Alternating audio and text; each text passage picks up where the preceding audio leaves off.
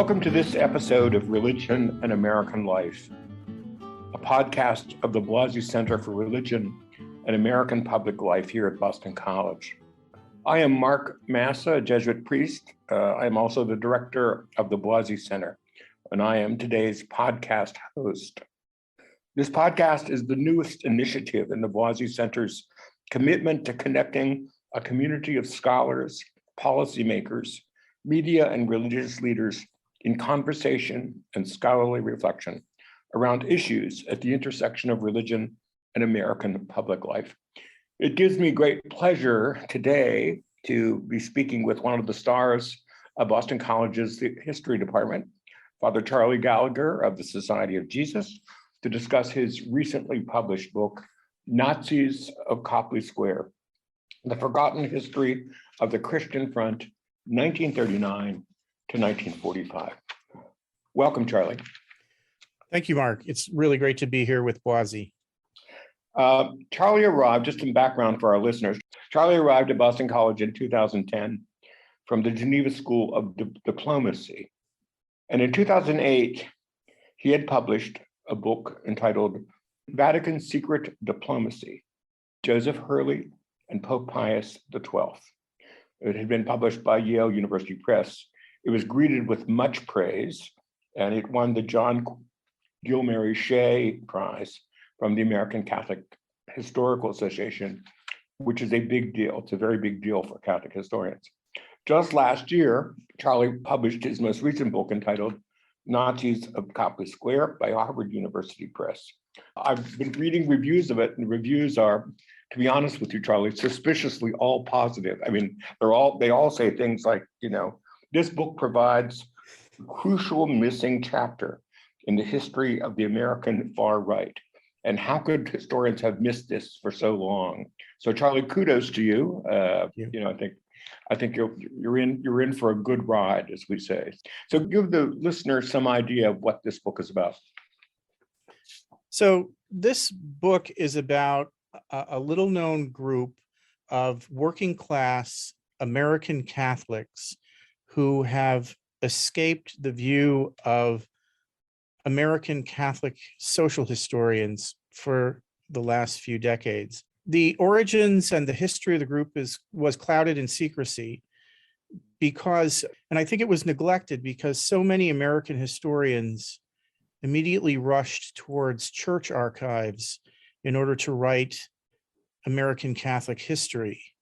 And in fact, the history of this group was placed in national security archives of the FBI, the Office of Strategic Services, the Office of Naval Intelligence, and even the U.S. Army Counterintelligence Corps archives. And so this was a group that was outside of the institutional church's history because it was a decidedly lay organization. It was led in its public-facing role by lay Catholic leaders. It, however, had very important shadow theologians who were priests who helped to prop it up and keep it vital from the late 1930s through the end of World War II.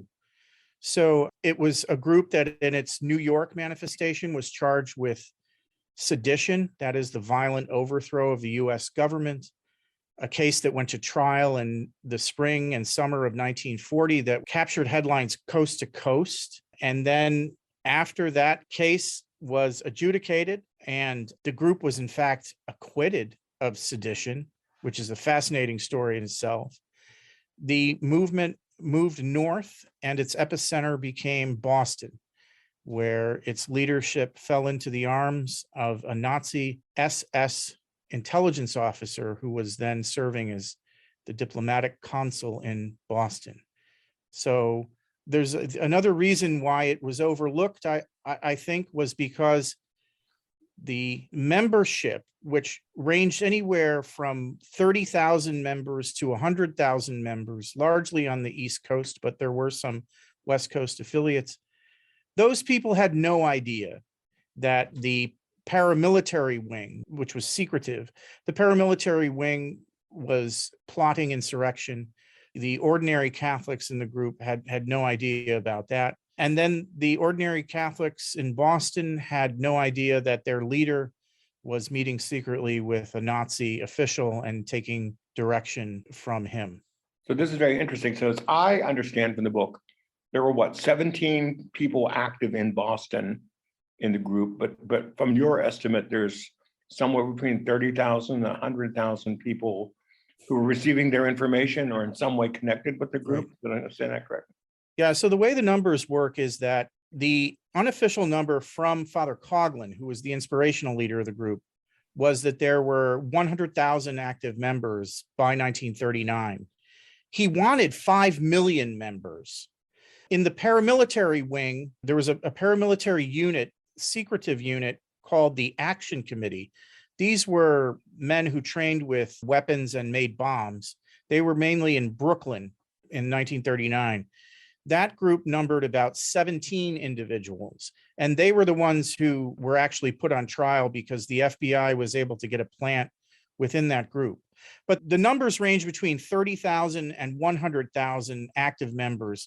So we can put there, it's difficult to say because the membership rolls were destroyed before the trial.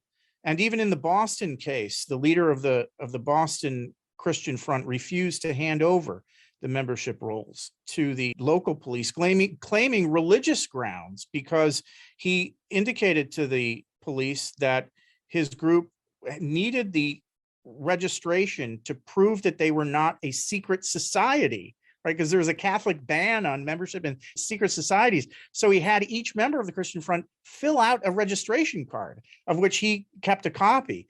And he refused to hand those over on religious grounds, that this was actually a religious principle that was in play. So the membership numbers are pretty raw, but the FBI, by 1940, the FBI put the number of public adherents, public members of the group at about 30,000, and mostly concentrated between New York, Philadelphia, and Boston. But these members were attending meetings.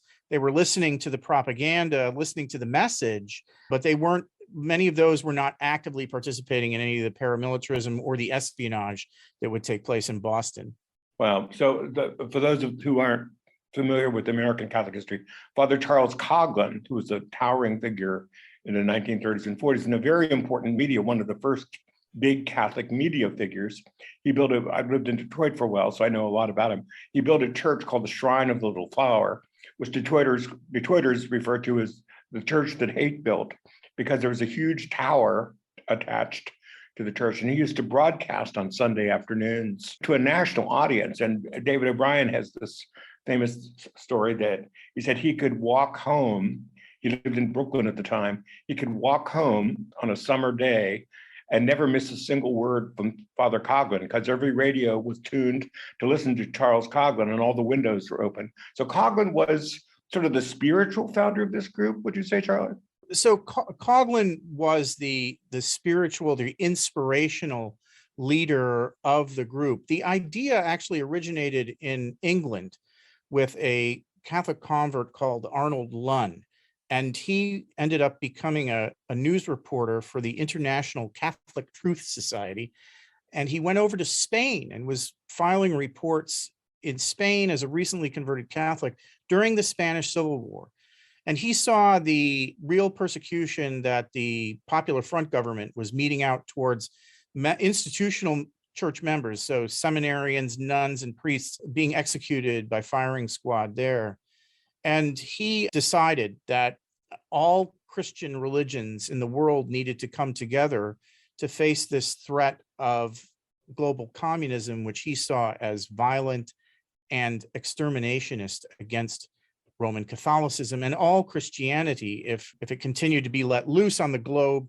And he came up with the idea of the Christian Front as an idea for what I call ecumenical anti-communism, that all the Christian churches were to join together against communism. And as the communists were taking up arms against Christianity, this Christian Front movement would allow Christians to have a philosophical, legitimate reason to take up arms against their persecutors, the communists.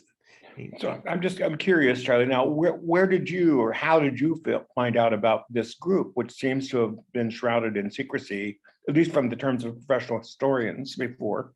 How did you get access to this? Yeah, so the way this worked was when I was an undergraduate at Marquette, I took courses in national security history with a famous historian of the FBI named Ethan Theoharis. And I wanted to do a 10-page research paper at the end of the course. And in my research, I just started looking through newspapers from the 1930s and 1940s, and I came across the press coverage of the Christian Front trial. And I was absolutely astounded that there were Roman Catholics who were caching weapons and who were building bombs and who were charged with trying to overthrow the government. This was just unfathomable to me, because in my theology classes and in my Catholic history classes, I was being told that at that very period, Catholics were making their way in American society and assimilating into the US government. They were actually kind of becoming symmetric with the US government, not trying to overthrow it. So I became interested in this as a kind of a 19 and 20-year-old and kept it in the back of my head. And then when I started writing the book on Vatican Diplomacy, which you mentioned in the introduction, the group kept popping up in the 1930s and 40s as a matter of concern for the Vatican. But the papers of Pope Pius XII weren't opened yet. So I wasn't able to get into that particular aspect of it, but I kept it in the back of my mind. And then as I went through, I kept seeing here and there issues connected to this group called the Christian Front. So about 10 years ago, I decided to search out the FBI file, which other historians said never existed. They said there is no FBI file. Nobody can find one. And I just kept digging and digging, and I found a case number.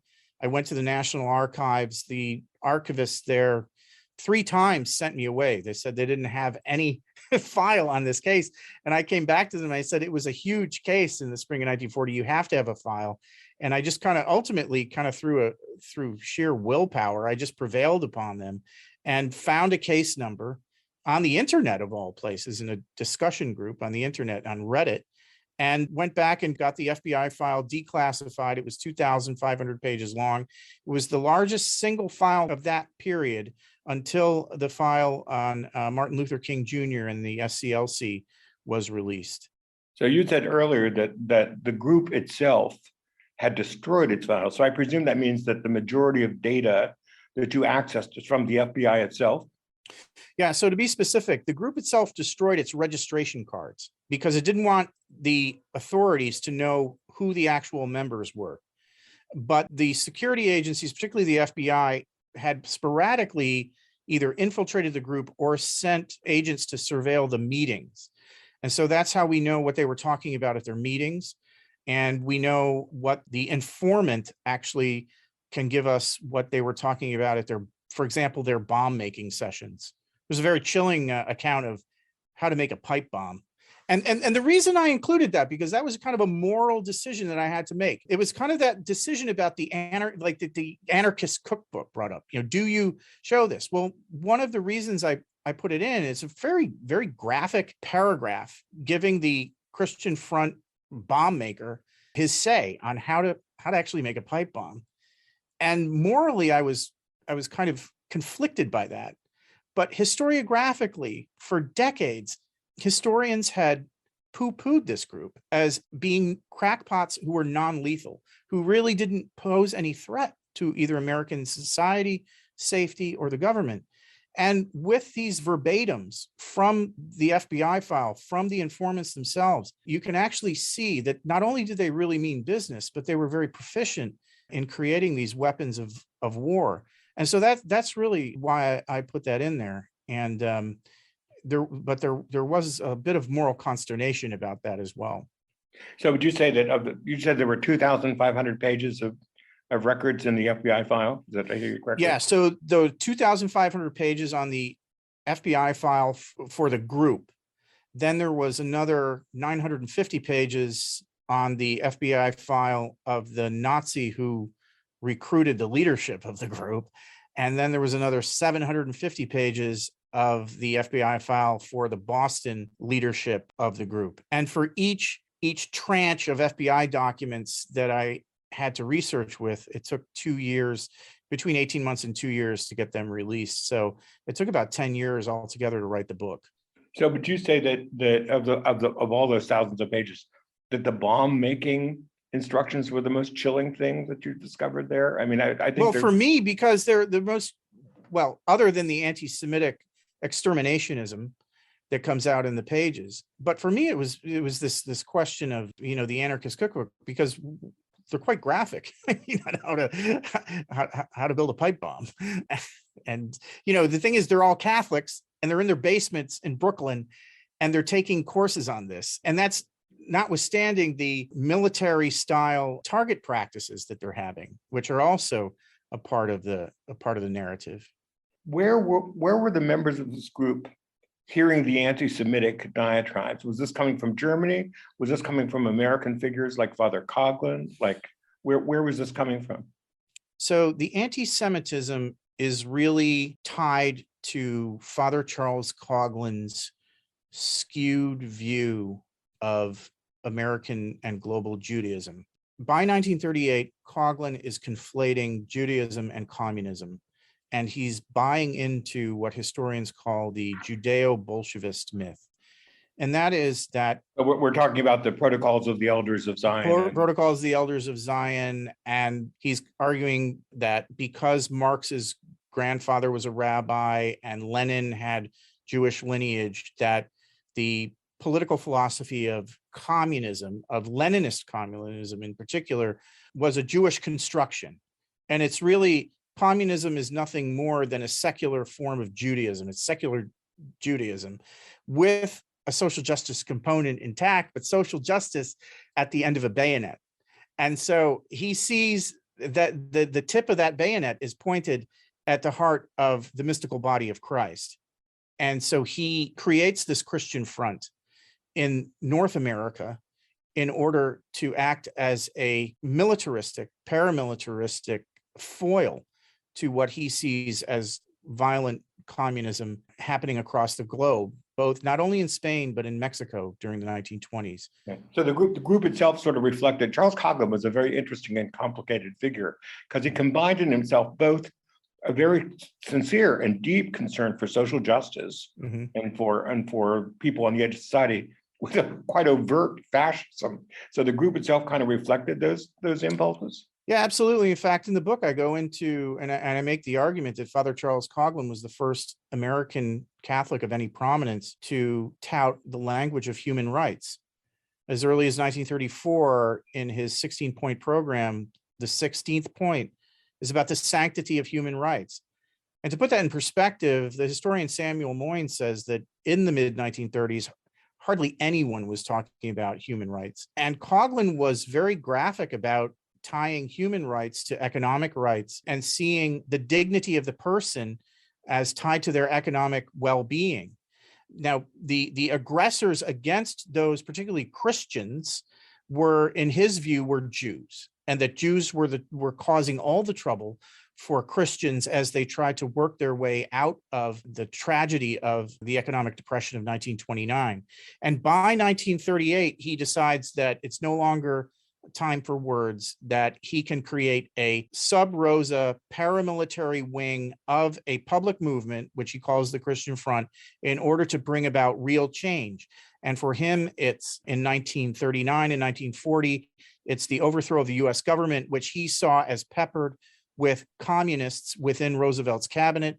And then later on, that whole philosophy gives permission, moral permission, for the leadership in Boston to move towards taking direction from the Nazi Party. This is very interesting. So would you say that the primary impulse that got the group going and growing was the inspiration of Father Coughlin? Was it anti-Semitism? Was it opposition to Roosevelt himself? Or was it all those things in a kind of a witch's brew?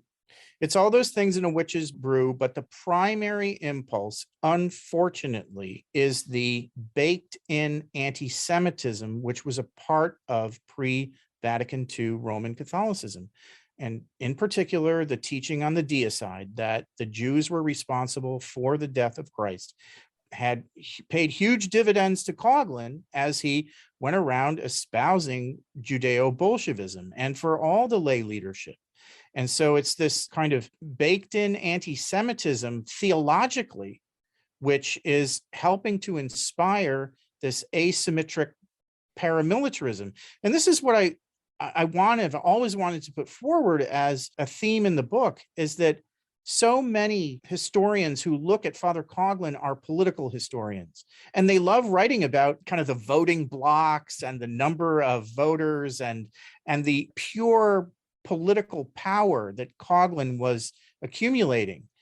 My book, I want to show, well, that political power doesn't come out of nowhere. He's using theology. He's using kind of mainstream Catholic beliefs to play into his corner and to push Catholics to make political decisions that are in alignment with his thinking about communism and Judaism. You are well aware, Charlie, one of the big moments at the Second Vatican Council in the 1960s, when they were discussing the document that became the document on the relation of Catholicism to non-Christian religions, but they called for the revision of the Good Friday rites in Catholic churches, because there was a very infamous prayer in that rite called the Prayer for the Perfidious Jews, where Catholics on Good Friday it was in Latin, so hopefully fewer people understood actually what's going on. But the prayer was that they would be converted and move from their God-killing ways to an acceptance of Christ. So it was quite overt, actually. So I think you're right. It was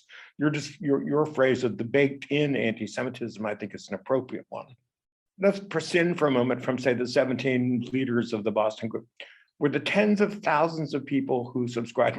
It's an image that's not going to leave my mind anytime soon, of all these people in their Brooklyn basements making pipe bombs. Were they aware that this was a Nazi sort of led or a Nazi related group? But how aware were the rank and file that this was all tied in some explicit way with the Nazi Party? Well, the ties to the Nazi Party were camouflaged via the theological constructions that were being put forward by the lay leadership. In a sense, you could say that what was emerging at the time was a priesthood of the laity.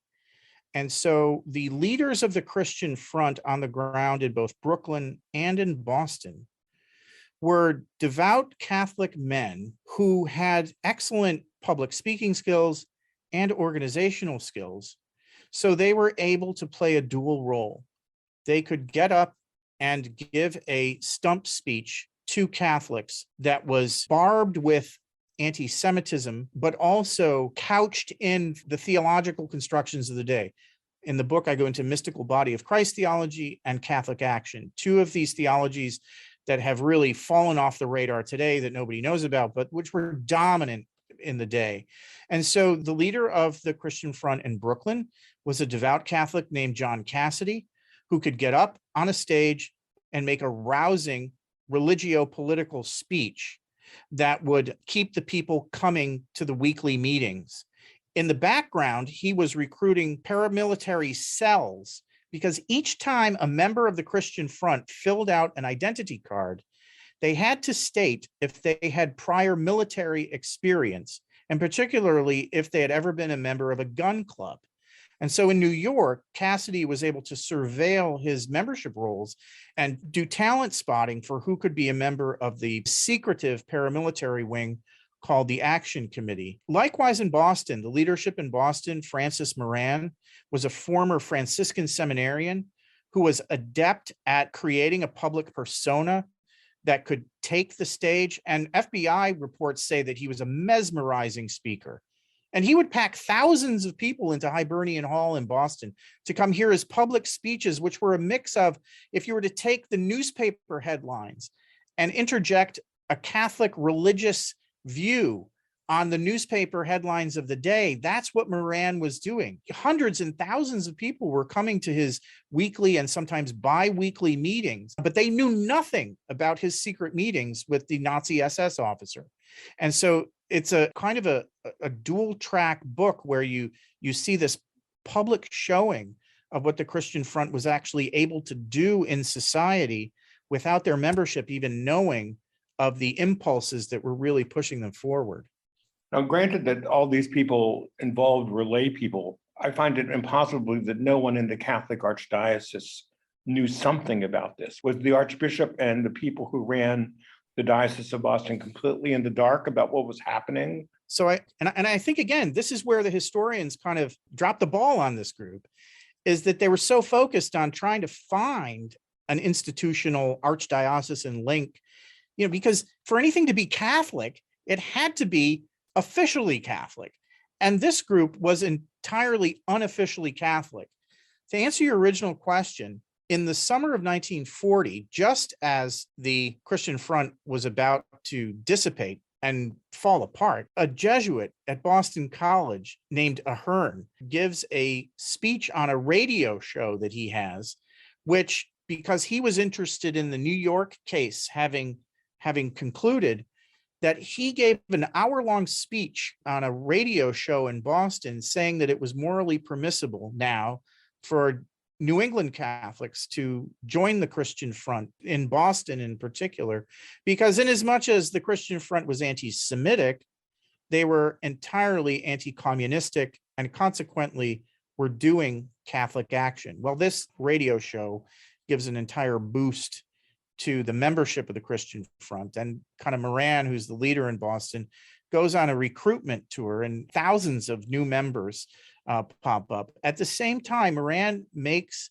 an overture to Cardinal O'Connell in Boston, who, in fact, although many people see him as pro-Mussolini and having fascist sympathies, there was one thing he was, and that was he was very anti-Coughlin. And so when Moran makes his approach to Cardinal O'Connell to get official sanction for his lay group, O'Connell dismisses him and never even acknowledges that he had received the letter seeking approval. This is where I see the point where Moran, and if you look at the timeline, it's once he is rebuffed by O'Connell that he falls into the arms of Herbert Scholz, who's the Nazi SS officer. So it's it's a lay movement. It's hundreds and thousands strong. They think it's authentically Catholic, and this is the kind of the mystery about it, because they were authentically Catholic, right? They were believing in mystical body of Christ theology, in Catholic action, but the anti-Semitism was so baked into the official theology of the church that they were calling themselves, and they could call themselves Catholic without having that episcopal imprimatur. And so it's a part, I think about why they were overlooked, but also it's a part about why they were, the same reason is why they were so successful. How concrete were the plans of Catholic Action, or the Action Committee, let's say? How concrete were the plans to spark a revolution of the action? Are we talking about buildings targeted and people targeted and things like that?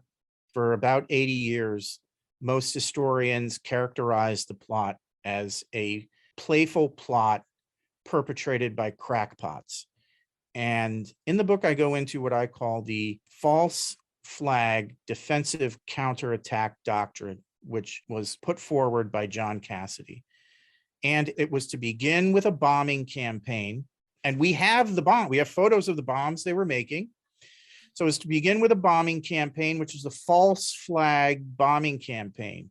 It was a bombing campaign that was to be placed around New York City, banks, the Federal Reserve, bridges, utilities, and those bombs were to be blamed on the Communist Party USA functionaries. There was a paramilitary wing of the Communist Party USA. So the Christian Fronters were going to blame this bombing campaign on the CPUSA, and then they were going to come forward. They believed that Governor Lehman would call out the National Guard, and the Christian Front had done a huge recruitment effort to infiltrate the New York National Guard, which was successful. And we had these questions after January 6th. There were all equal questions about infiltration of the National Guard on January 6th. Well, read about it in 1940 if you're interested. Then Christian Front members of the National Guard would come forward, and alongside the National Guard putting down that communist insurrection plot, they would then mark themselves as the Christian saviors of the Republic and helping to put down the communist insurrection, which was being played out in New York. And so what you have here is this kind of crazy plot, which was some of the members, when the FBI interviewed them afterwards, said it was absolutely wide-eyed crazy. But for the action committee, they believed in what they were doing. And you can read the verbatims about how they felt about their mission in pulling this off. And the reason why the FBI actually moved in ahead of time was that they were worried that if all the bombs were detonated, they would lose the evidence to procure a conviction in court, which seems reasonable. So what happened in the Capitol building on January 6, 2021 must have been a chilling deja vu for you. Well, the Christian Front plot, these cats were armed to the teeth. That's the other kind of extraordinary thing, is that for so many decades, historians have missed that they were paramilitarized and loaded for bear, as it were. And for some reason, they kept being dismissed as kind of playful, insignificant crackpots who would never amount to anything. They had stolen, for example, this is new, what historians did know about. They had actually stolen 2 Browning light machine guns from an armory in Boston. Now, a Browning light machine gun, in the day, it was a super weapon. In fact, a Browning light machine gun shoots 300 rounds a minute of a 30-06 shell, which is a 3-inch full metal jacket shell. It's so powerful that air forces up until the 1980s were mounting those machine guns on the wings of their Air Force planes. 2 of those had been stolen from an armory in Boston and had been completely unaccounted for, and were never reported to the FBI by the local FBI office due to corruption in the FBI, and was never reported to the Massachusetts National Guard headquarters due to corruption. So there was a kind of a co-equal kind of corrupt plan to keep silent that those weapons had been stolen, because neither the FBI officers involved nor the National Guard officers involved in Massachusetts wanted to lose their jobs. So we only know about this kind of 80 years later. And the real worry about not publicizing or not mentioning to their superiors that these guns were stolen was that they were convinced, both the FBI and the National Guard locally were convinced, that the Boston Police Department would go on strike because there was no counter weapon, and that they would be mowed down if they tried to take any measures against the Christian Front. Okay. Fascinating stuff. So there's this paramilitary side, and there's this kind of paramilitarism driven by these religious kind of authentic religious Catholic doctrines.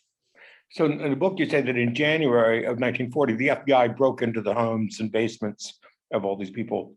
If the FBI had not made those raids in January of 1940, how close was the Action Committee to actually doing something? Did the FBI break in just in time, or was the plot to do something further along than January 1940? So the plot was to have another round of paramilitary training, which included target practice and bomb detonations. Now, it was the first time that they were thinking about detonating bombs. They were actually going out. They had secret locations where they did target practice with their military grade weaponry. They were using guns that were procured for the military through the Department of War. They actually were able to get their weapons through the Department of War, the Office of Civilian Marksmanship in the Department of War. You could legally purchase military grade rifles, in this case, Springfield 1903 rifles, 60 rounds a minute, breech loading rifle, destructive weapon of war, and have it shipped to your doorstep for about $9. And legally, you could have it shipped to your doorstep if you were a member of the NRA. And so that's how they cached their weapons and got their explosive material for making of bombs through their membership in the National Rifle Association. So they were scheduling another round of target practice and bomb detonation for January 20th of 1940. And that's why on January 14th, on the evening of January 13th, actually, the FBI decided to get warrants. They got warrants and then they did the arrests, but it's unclear to me about the precise timing. But if you read the book, you can see that there is an increasing arc of urgency for the plan to go into effect. They were not fooling around, and Cassidy was the primary motivator of this. So at what point, how long before January 1940 is your sense that the FBI knew about all of this and had infiltrated the group? As early as the spring of 1939, they're kind of aware of the group. By the summer and fall of 1939, they have infiltrated it. And they infiltrated it because an ordinary citizen named Dennis Healy, who was a member of the New York National Guard, was approached by a Christian Front member. And Healy was a machine gunner. And this Christian Front member came to him just out of the blue and said, I've got a group of friends and we want you to teach us how to use a Browning light machine gun. And Healy was just kind of knocked off his heels. And he said that he would think about it. And then Healy went right to the FBI field office and said, listen, this member of a group called the Christian Front has just asked me to be a trainer for his group to use these kind of super weapons of war, at least on the battlefield. So did he become a spy for the FBI? Did he become an informant himself? He did become an informant for the FBI. And then his status as an informant becomes more and more precarious as he goes on, because he starts demanding money. And then he invites Christian Front members over to his house, and the basement of his house is all lined with FBI microphones. He plies them with alcohol and asks them to start talking about their revolutionary plot. So all these kind of entrapment things. And so it's kind of like what's going on today with the whole kind of vilification theory about this Ray Epps character. And I mean, I was thinking about Ray Epps and the Fedsurrection charge. I mean, oh my gosh, is Ray Epps the Dennis Healy of the 1940 amazing. Christian Front plot? Now, you mentioned first off that they were acquitted in the trial. How is it that they were not guilty? How could that be? Yeah, so there are three elements to this. The technical legal charges were, first of all, sedition, which in my view was the kind of more publicly charged and primarily a publicity charge. So to get national headlines and to get the attention. And so they charged these men in Brooklyn who were merely talking about revolution, and there were no anti-terrorism statutes on the books then. Even the Smith Act doesn't come in until later in that year after the case is over. So the sedition charge is hard to prove. The government has to prove that these cats in Brooklyn want to overthrow the US government in Washington and the Capitol. So that's harder to prove. Where the government really, really thought they had the conviction wrapped up was in the weapons theft charge from a U.S. arsenal. They were convinced that the Christian Front had stolen the rifles. And of course, they didn't know about the Brownings that actually had been stolen.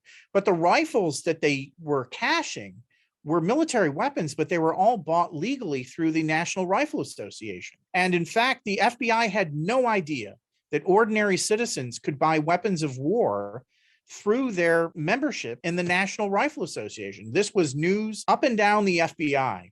FBI director didn't know about it. The attorney general had no idea, but it was this crazy rule that had been written into the Army Code in 1903 after the Spanish-American War, because the Army was convinced after the Spanish-American War that ordinary citizens couldn't shoot straight. So if you're going to have a volunteer army, you need to be able to have civilians get trained in marksmanship. So the NRA gladly stepped up and could provide you with a military rifle in order to do that. That's how the Christian Front got their weapons. Now, there is some research that's being done. There's a graduate student at George Washington University. He's doing research on whether Nazi intelligence was behind getting the awareness of that Army Code regulation to be known by pro-fascist elements in the United States. And there's some evidence that German intelligence was trying to make this known to pro-Nazi elements in the US that they could cache weapons this way. Interesting. So I know about this because I'm reading the New York Times about the January 6th, 2021 thing. The case for sedition is a very difficult one to prove because you have to prove that there's a corporate plot. And that's a very difficult thing to do. But as you just said, the fact that they had received these rifles legitimately, legally through the NRA, did that collapse the case? Was that the thing that? Yeah, that absolutely collapsed the case. Now, in connection to January 6th, what I see as more appropriate for today's sedition discussion is that the Justice Department did not charge the Oath Keepers, I guess in this case, with sedition. They charged them with seditious conspiracy, which I think they're going to have a much harder time overcoming. Yeah, I think that many in the press are looking at whether or not the rioters at the Capitol were armed insurrectionists, and many of them, I guess most of them weren't. I guess they do not have a kind of armament on site at the Capitol. I could be wrong on that, but I'm not following it that closely. But I think it's really interesting that the DOJ charged the recent insurrectionists with seditious conspiracy, which I think is a much easier charge to prove, particularly if they have informants inside, as Healy was, and will probably be successful. I predict that the DOJ will be successful and probably get a conviction on that count. Charlie, this has been an incredibly interesting and exciting discussion. So thank you for your interesting book. Speaking personally, I'm going to run out and buy it. And I hope our listeners will do the same. Good luck on your next project. I hope your next project is as interesting as the last two you've done. And thank you.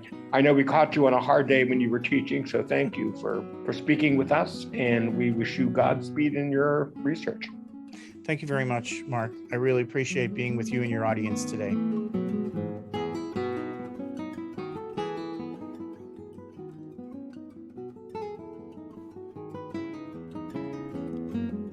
Thank you for listening to Religion and American Life, a podcast by the Boise Center for Religion and American Public Life at Boston College. For more information on the work of the Boise Center, the Center's schedule of events, or to listen to other episodes of this podcast, please visit our website at bc.edu/Boise.